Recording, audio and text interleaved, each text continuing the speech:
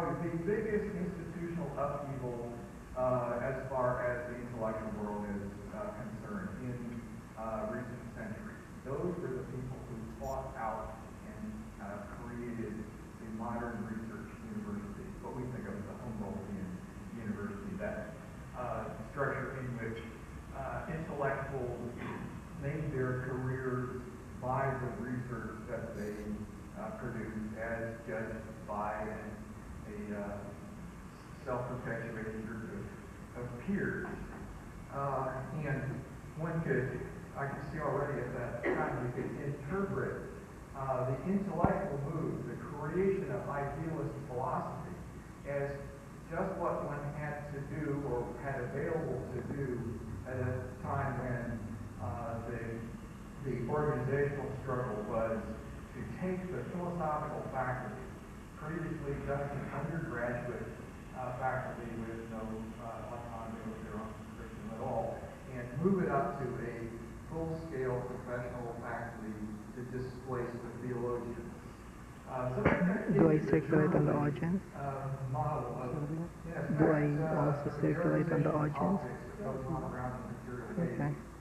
Is the arena in which networks get reorganized, and in that setting that new ideas get created, and it's in that setting that we can explain them. This leads to what you can think of as an internalist sociology of ideas. That is, the ideas are not reflecting society in general or its social classes. They're apologies to your review, they are not homologous to the fields outside. There's an internal structure to the field, but we can map that out sociologically. So in effect, already then with the MA thesis, they have the two main tools, that is, go looking for shifts in the material base and go make the effort to chart the networks and see how the combinations and splits of networks move the body of ideas that already exist at that time. And so from that then on, it's pretty much a matter of producing the big damn thick fat book by applying this to China, India, and all the other places that Hochfaber wrote about, and that I thought I could do a more internalist analysis of. One last point here. Once you start seeing the intellectual world as really centrally made up of networks, you also see that we are enmeshed in them. We are both downstream from our own networks, and there are going to be further networks downstream from us, or we hope so, because all that is going to be significant about us really depends on what the downstream networks are going to do with what we do.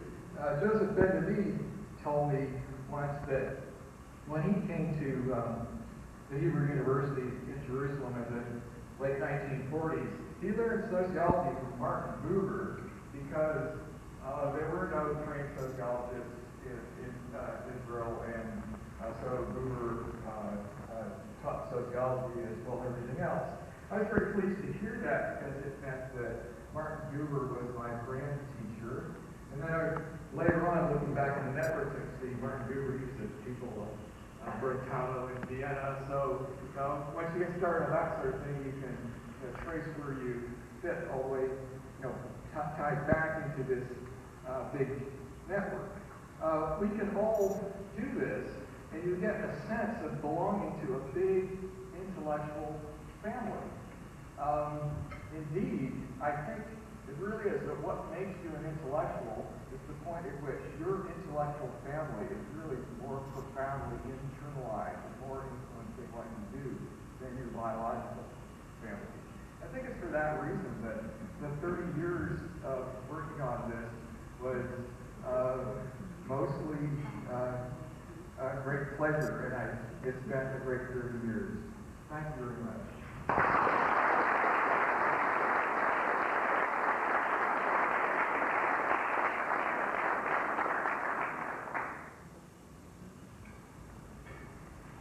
Since I'm sure that they did their work. This is only the moment to check that. I'm now going to thank the outgoing council members in the name of June.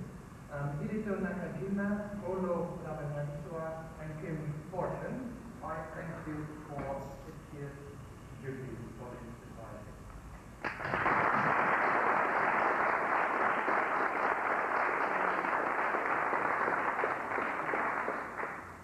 And then to finish the procedures, the Bernal Prize will be, the citation for that Bernal Prize will be read by Shuttle.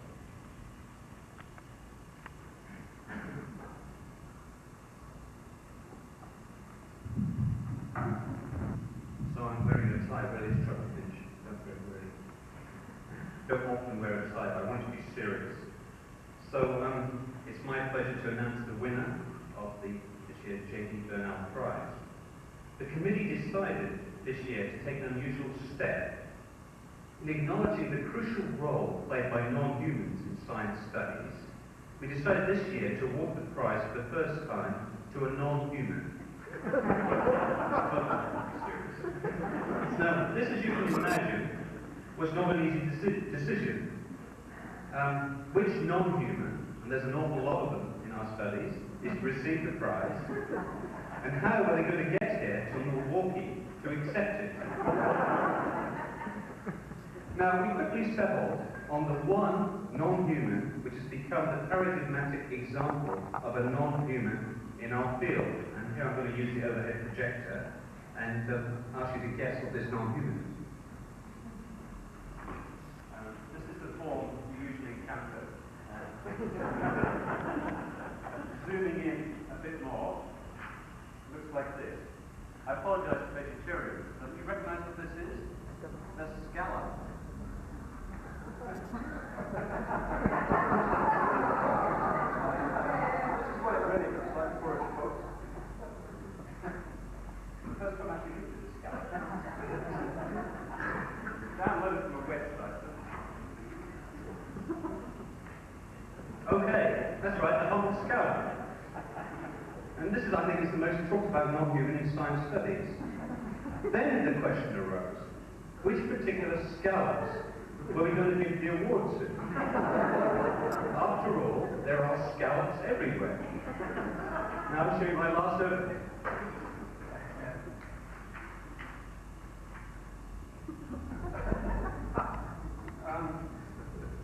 Now, here is a veritable scallop palace. A seafood restaurant in Cardiff Bay, nearby the home of Harry Collins. Are we to award the Bernal Prize to the Cardiff scallops? Surely not. Harry's left. As we all know, there's only one lot of scallops that deserve this honour, and they are, of course, French scallops. Or more accurately, the scallops of St. Brieuc Bay.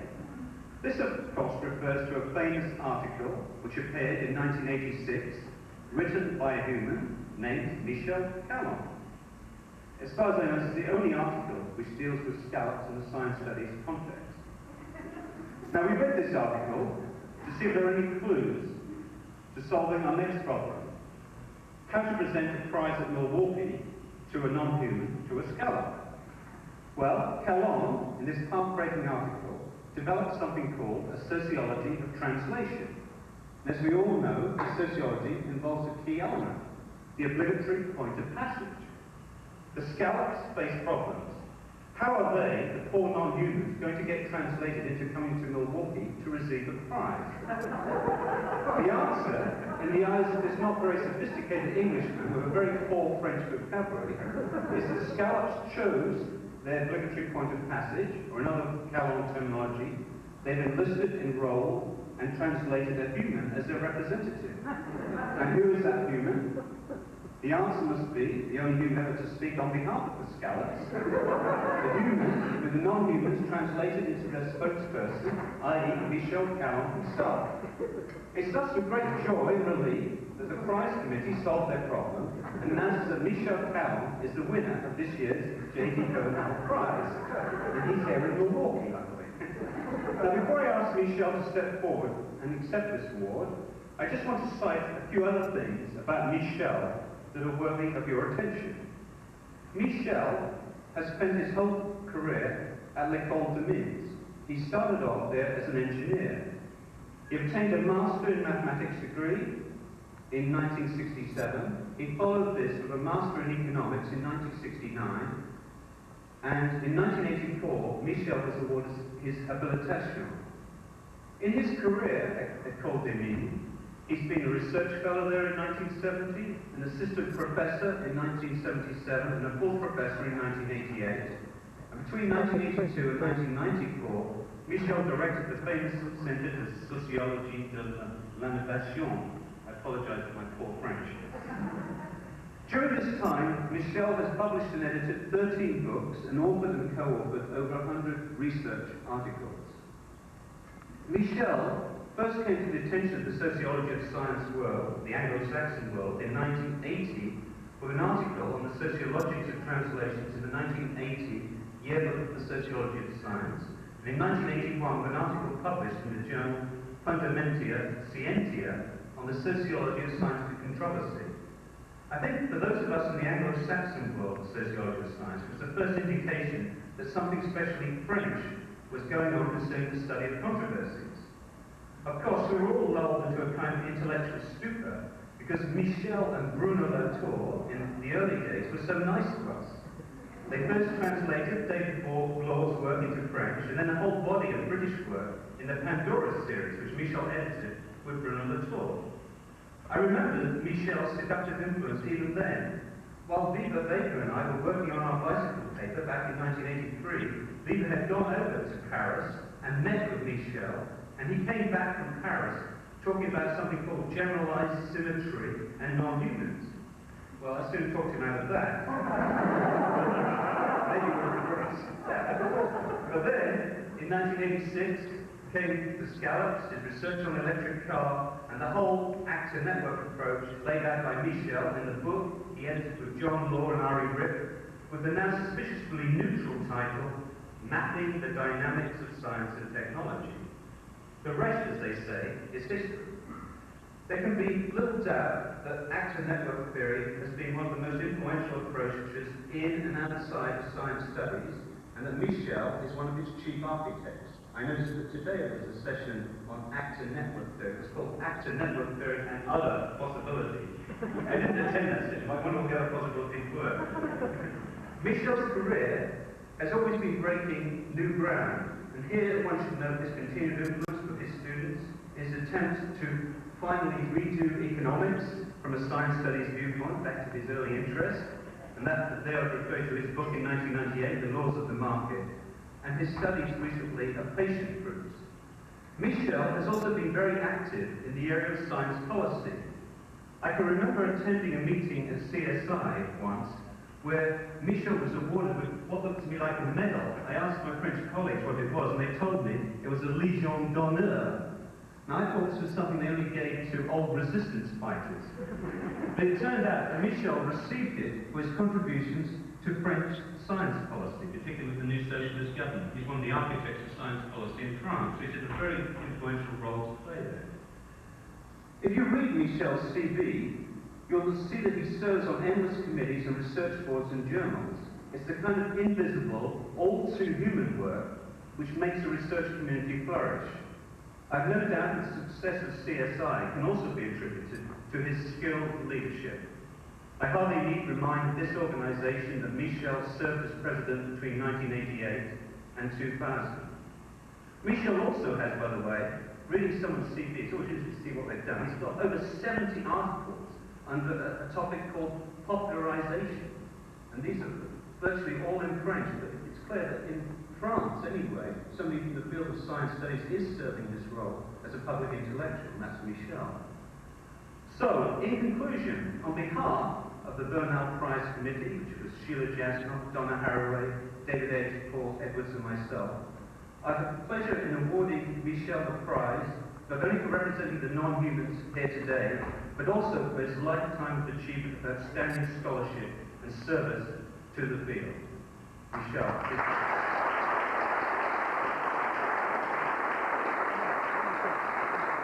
Yeah? Okay, I won't get out of this place. I'll stay here. Let me do it now, and position yourself, get in position. Thank you very much, Trevor, for these nice words. I'm obviously grateful to the Society for Social Studies of Science for this award. Another unknown voice. Hi, Michael. Why do you say hi? Don't forget you are nothing but our spokesperson, my voice. Oh, sorry. You really think so? The other voice. Yes, spokesperson is the right word, and we think so, my voice. Okay, don't get edgy. I'm going to comply. Please don't cause a scene here today. The other voice. So, we are very grateful to the Society for Social Studies of Science. First, because it has opened the door to our invisible crowd of entities who have been enslaved for a long time by the modern project. And second, because it agreed that we ask Michael to act as our proxy in accepting this global war. Is anybody actually asking who we are? Come on, don't pretend you don't know. If Michael is receiving this prize today, it is obviously not due to his qualities, but to ours. Do you really think you would have thought of him if he hadn't let us talk with hidden scallops in Saint-Brieuc Bay? If he hadn't used us, fuel cell and electric vehicles, to put the giants of French sociology, Alain Touraine and Pierre Bourdieu, back to back? And can't you see that with the complicity of his colleague, Volodymyr Abertsoa, he is getting ready to do the same thing again, this time with us, patients suffering from muscular dystrophy? It is obviously us that you have decided to welcome here this evening, and we wish to thank the forest for putting an end to centuries of injustice. We are flattered to be able to join green microbes, Donna Harwell's cybers and primates, and Shaping's herpers, to mention only a few. When Trevor asked us if we would accept the prize, we said yes, provided that it was our prize and not only Michael's. My voice as my own voice. Come on, you old folks, be serious.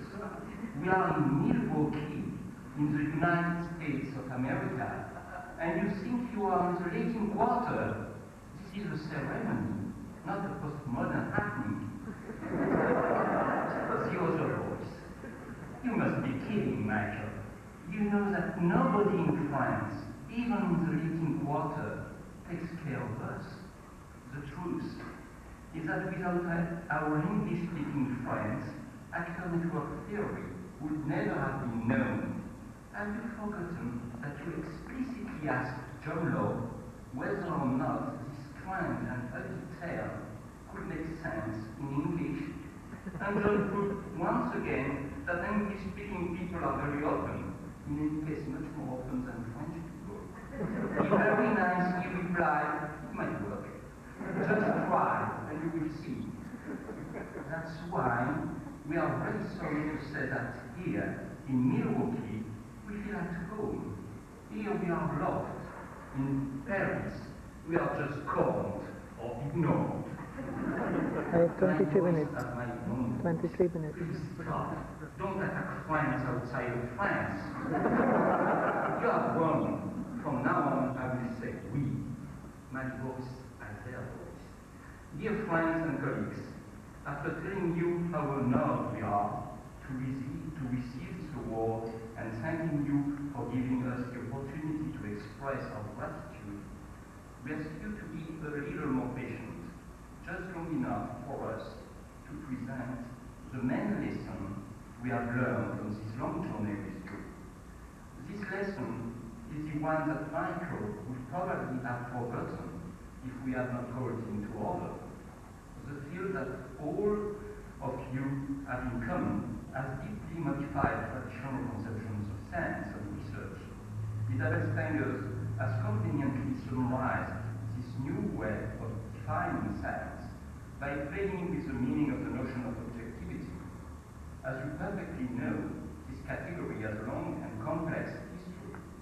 But thanks to you, as TS scholars, we have been involved in the writing of a new chapter in this story.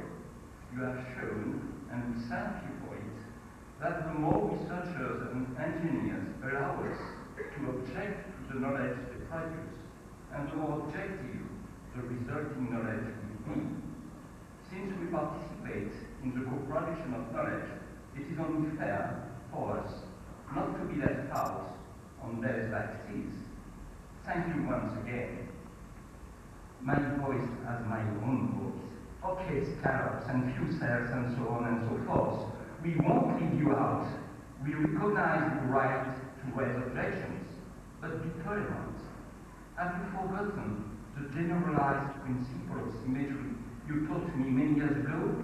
Indeed, you can raise your objections, but let me talk on my own behalf, just for 5 quick minutes. I'd like to say a few words on a subject that concerns me and not you. I'd like to talk about the social sciences. The other voice. Go ahead, Mike. But remember that social life concerns us too. My voice as my own voice. Okay, fine. I naturally agree with our recalcitrant friends that one consequence of what they have just said is a tremendous redefinition of the social sciences themselves.